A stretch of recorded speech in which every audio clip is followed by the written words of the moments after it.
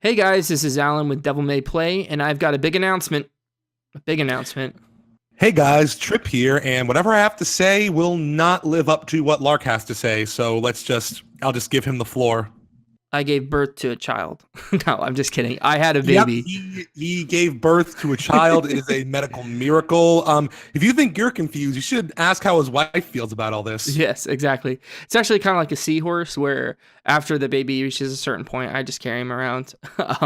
No, but so to explain our brief absence from the YouTube world, yeah, I had a kid, and if you've had a kid, you know that there's just no time for the first couple weeks and trying to figure things out. So if our upload schedule is a little infrequent, or if you hear a baby crying in the background randomly, don't be alarmed. I haven't stolen any babies.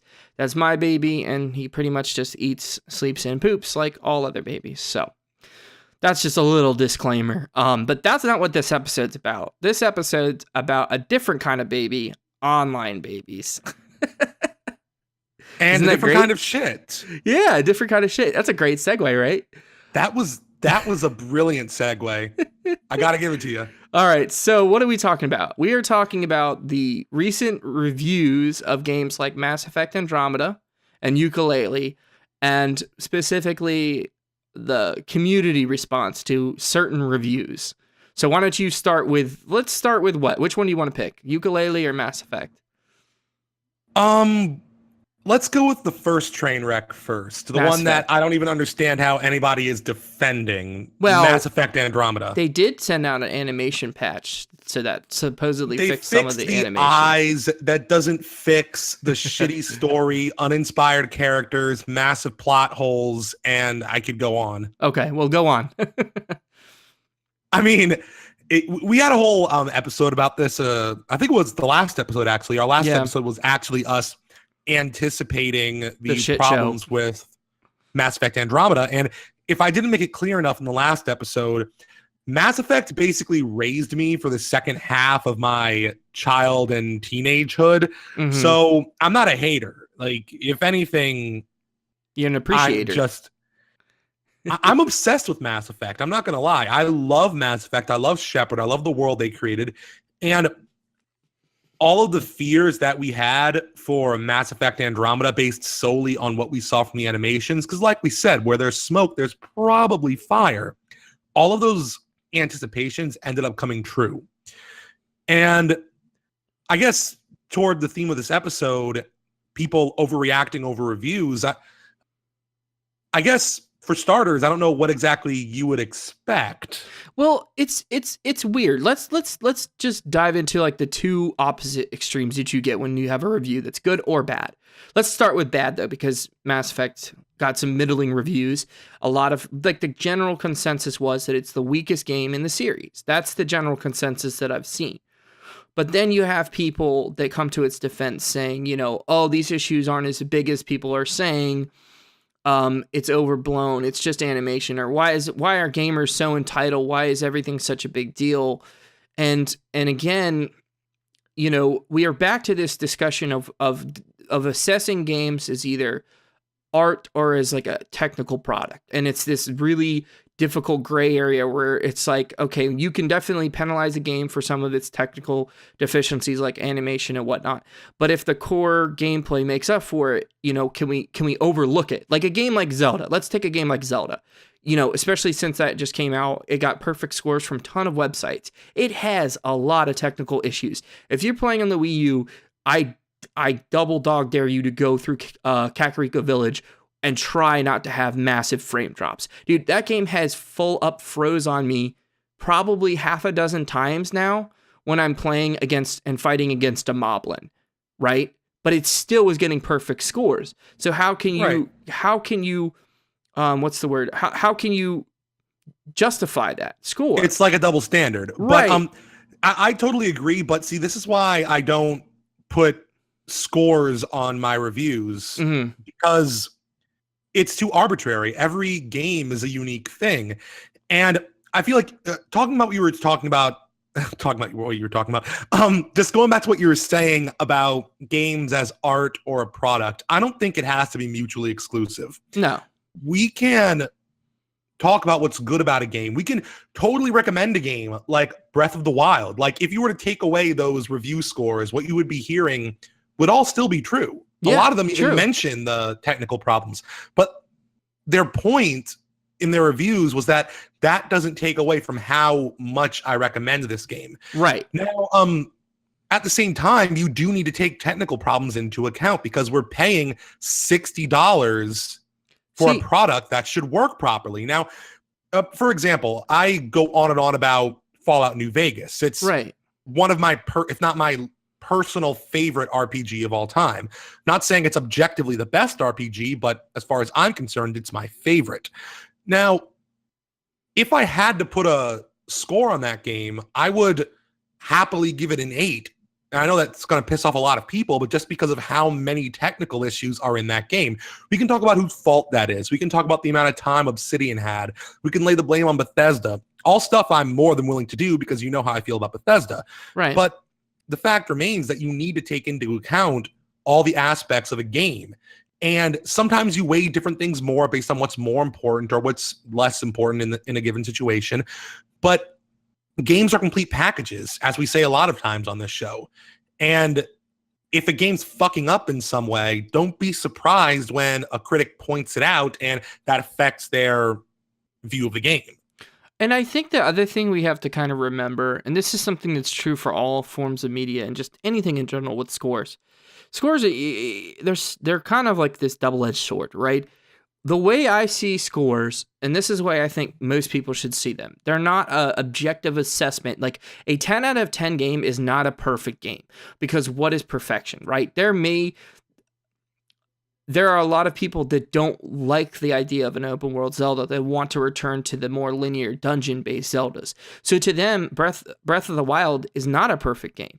I think the 10 out of 10 is rather it's a recommendation level. Like you would highly recommend this to most people. That's the way it should be seen. Not that it's a perfect game, but that it's such a good game or this person had so much fun playing it that they would recommend it to anybody and everybody that plays video games. Not necessarily guaranteeing that everyone's going to like it, just that it's one of those things. It's the same thing with movies. I mean, when you see a great movie, you know, what do? You talk to your friends about it and you say, you got to go see this movie. And then you talk about it, right? That's the way it needs to be seen. It doesn't need to be seen, you know, as this is a perfect game or this is 9 out of 10 as in, well, you know, this one reviewer gave this game a 9 and then this game a 7 and I like this game better. His tastes are terrible. I mean, that's kind of like, then we're getting into the Jim Sterling territory of, you know, how his infamous 7 out of 10 Zelda review, the people were losing their minds over. And now the infamous 2 out of 10 Yooka-Laylee review, which I can almost guarantee that when I play that game, I'm going to have a lot more fun than Jim Sterling had with it.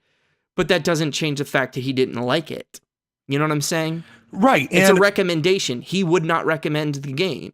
Exactly. See, I feel like this is less of an issue with critics and more of an issue with consumers. Sure. In this case, normally I always side with consumers on everything, but I have to call it as I see it because just like you said, a review should not be seen as anything more than what it is. People freak out and act like a review is going to affect their enjoyment of a game. Right. And I don't understand that. On some level, I can understand if a bad review might keep the game from, you know, being successful and, you know, maybe you won't be able to see a sequel. But True.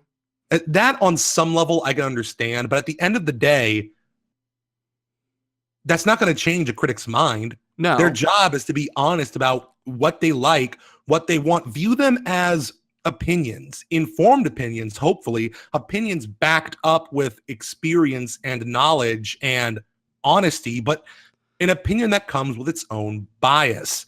Yeah. And as long as you understand that, I don't understand how a review can get you so mad. Well, you know, the only people that have any right to be upset or disappointed with reviews or to take it personally are the developers because, you know, and this is a practice which I don't agree with, where certain developers and certain publishers give bonuses to companies and employees if they reach a certain Metacritic score. I think it's 85. I think that New Vegas was infamously the game that just missed it. Just barely missed it, which is stupid. Yeah, because they had like an 80-something on Metacritic. Yeah, and again, I'm gonna lay the blame on Bethesda. It's because of the technical problems, which are because of Bethesda's engine and because they Yeah. barely gave them enough time to do anything.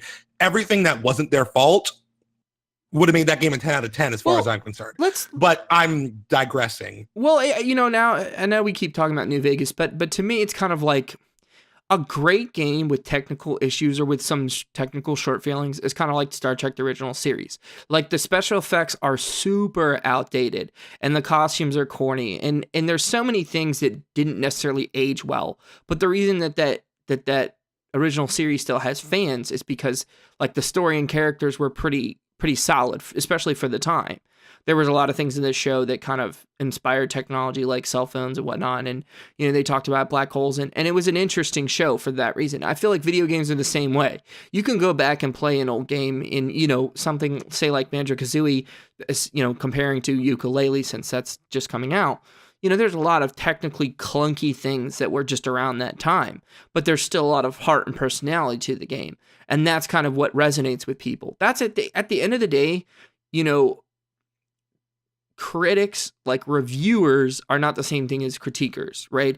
And at the end of the day, it's not the reviewers that decide whether or not a game is important or even successful. It's the fans. It's the people that continue to play the game. So it's like, again, in the grand scheme of things, if a game gets a 7 out of 10 or a 10 out of 10 or an 8 out of 10 or a 9 out of 10, it really might not matter all that much. There are people that were trying to petition Jim Sterling to change his review score or sending death threats about the 7 out of 10. Kidding me? No, I'm not kidding. It happens. And that's when you're just, it just makes those are the online babies. They make everybody look bad. They make gaming in general look bad. And I really don't. In case you guys are wondering why we had that brilliant segue, that's why. Yeah, they're throwing temper tantrums and they're without any rationale or logic saying, change. If you're, I can't wrap my head around it. Can't wrap my head around, even if it's just like an idle, there's no such thing as an idle death threat, but even if it's a death threat that you have no intention of carrying out, it's just, it's ridiculous. Go support the game. Go talk about the game. If you like the game and, Yooka-Laylee comes out next week, or actually as a recording of this, next week, Monday or Tuesday. I can't remember which day. Anyways, if you're upset about that 2 out of 10 review and you play the game and you really like it and you say, I disagree with Jim Sterling, share it with other people. Share your opinion. Don't bash his necessarily, but just make a counterpoint. Say, I enjoyed these things. Exactly. That's all I'm trying to say. Like all the time that you're spending, and we're talking about Jim Sterling a lot, and he says this a lot, all the time that you're spending online trolling and sending death threats and screaming at the top of your lungs at a YouTuber who, just in the other day's episode was fornicating with pogs. Like all that time that you spend doing that could have been spent playing the game.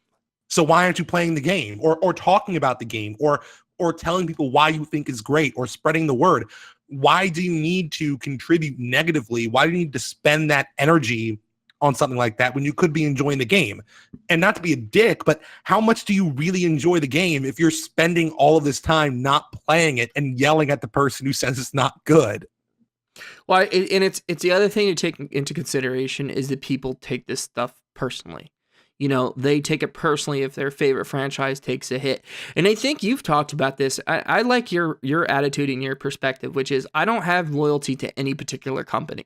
They are a company. They are not, my best friend. They are not even my friend. They're not there to be your buddy. They are there to make a product and to sell it. And as long as they do a good job and make a good product, we can praise them. But the moment they start screwing up and, mistreating customers, that's the moment we got to raise our voices and say, nope, that's not right. You can't overlook things. That's the same thing with like this hive mind with Steam being this benevolent, gaming is that entity. Still a thing? I don't think so anymore. They've eroded so much customer trust. It's just, but this, you remember there was just this, everybody circle jerked over Steam for years. Steam's just the best and they have good sales, but as a platform, it fucking sucks. They like their green light, especially other green light fiascos. That I think is kind of turning people off. They're getting rid of it and replacing it with a new system. But Okay, yeah, well there you go. and there's still like, regardless of Greenlight, there's still been a bunch of terrible games on Steam that contribute nothing and are just made by a bunch of Russian scammers. Gambling lotto fiascos. I don't know. Right. The case goes on and on. So I guess, I mean, I'm not sure if we can. Steam is basically libertarianism, the game company. They just totally hands off, just laissez-faire, and then watching the chaos go on and just justifying it with, oh, it's a free open platform. Give me a break. You're a company. Do something. True. But again, to get back to the point, I think reviews are only meant to kind of they're just personal recommendations. That's it. And I get it. If you're, reading that 2 out of 10 review, and I did, and I was excited for Yooka-Laylee, and I read a lot of different reviews. I didn't read just that one. But there do seem to be certain issues, and then you have to make that personal decision whether or not you're going to spend your money on it. Because at the end of the day, that's why I think there's a difference between being an online baby and complaining and sending death threats and genuinely being concerned about reviews and using reviews the correct way as an informative tool of saying, do I want to spend my money on this? At the end of the day, that's what it's about. Gaming is not a cheap hobby. Like, I never really think about it, but then I look at like my game collection and think how many thousands of dollars I've spent on video games. And most of it, I think, most of it's well spent, but it is an expensive hobby. And $60 is a lot to pay for a brand new title. So I don't think that there's anything wrong when somebody says, I'm concerned, like we did, I'm concerned about the visual polish that this game has, or some of these things that I think are going to be an issue. That's not being negative or critical for no reason. That's being smart. You want to be a smart consumer because you are a consumer. You can be a fan too, but you're still a consumer. Right. And I guess at the end of the day, I want to make something clear. We're not like telling you guys and gals not to criticize a review if you have a substantive issue with it. I mean, sure.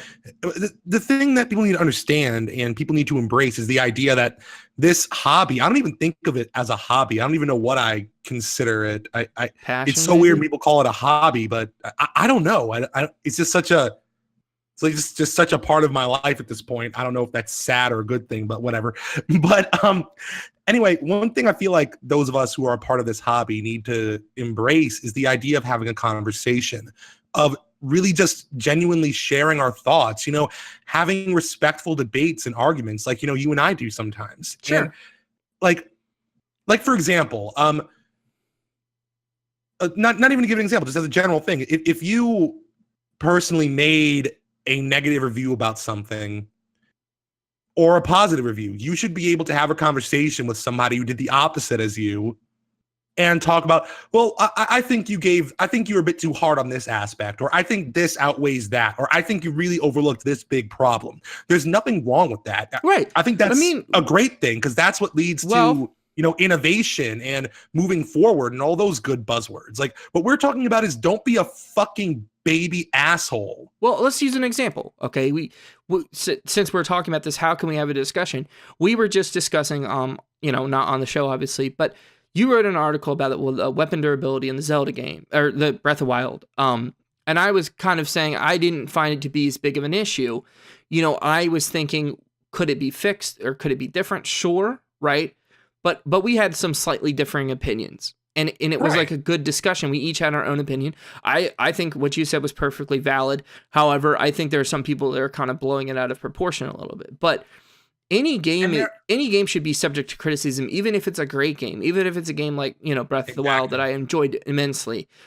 That's why I'm saying there's no such thing as a perfect game, because even if it's technically proficient in every single way, there's not a single bug, there's not a single glitch, there's not a single thing wrong technically with the game. There are just going to be people that don't like that particular game. So to them, it's not a perfect game.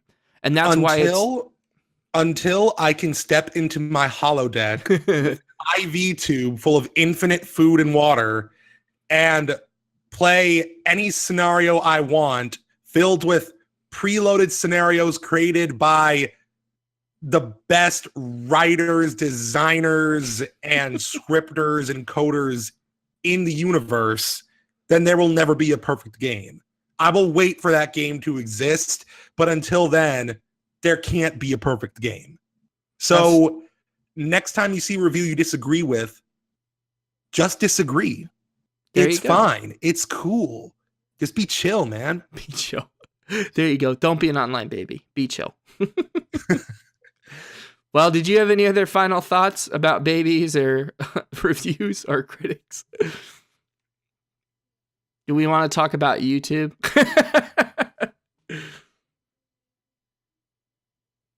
I guess not. I think Psychotrip has said all he wants to say, so I will say goodbye for both of us. See you next time.